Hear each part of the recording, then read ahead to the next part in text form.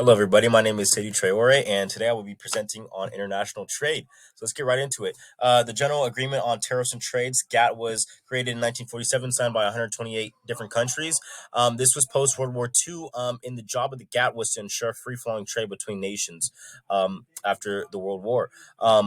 Fast forward to 1995, we have the creation of the World Trade Organization (WTO) in 1990, and was signed by 159 different countries.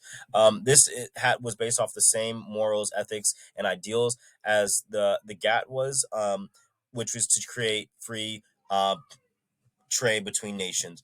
So the job of the WTO is to create tariffs, quotas, and embargoes, and also upheld all of these.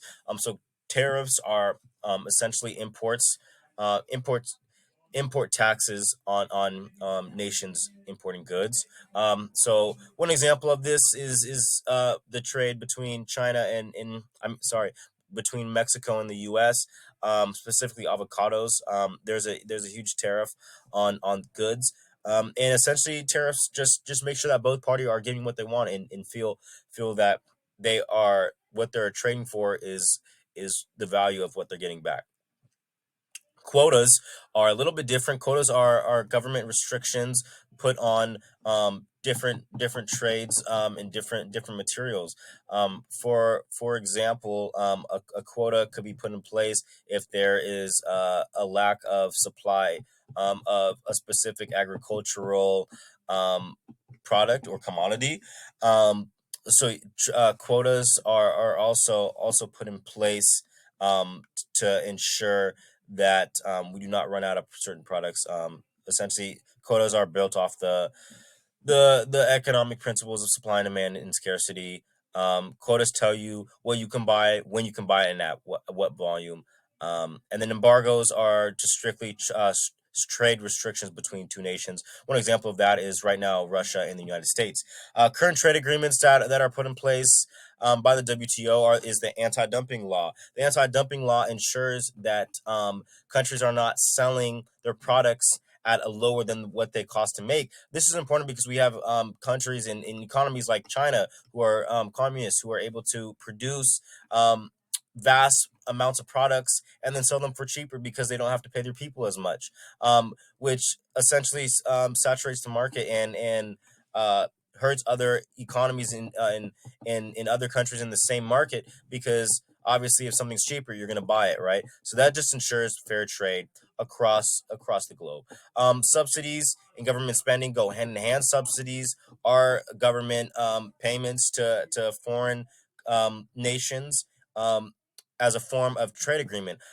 So subsidized countries do receive millions and millions of dollars from their trading partners. Essentially, what this is to do is to give them enough money to create infrastructure and industrialize, if you will. International trade has a lot of effects on developing nations. As I said before, one thing that is very prevalent in Africa is subsidized governments and economies. Specifically, I want to speak on the Democratic Republic of Congo, which is heavily subsidized because they produce, for one, cobalt, which is only found 80% in the Congo, and other precious metals. The sad thing, if you will, about this is that the majority of the money in these subsidized agreements goes to the 1% of the Congolese people who are in the government, while their people still live in huts and with no clean or running water and scarcity of food. So the COVID-19 pandemic has also had a big effect on the world economy. Right here, I have a graph of the real GDP. We can see that in 2019, post 2019, Madagascar was on a bullish trend, as well as every other nation was pretty much staying at their respective annual percentage change rates. During the start of the pandemic, the Madagascar dropped all the way down to 10% annual GDP, and then back up all the way back up to their normal GDPs back in 2021.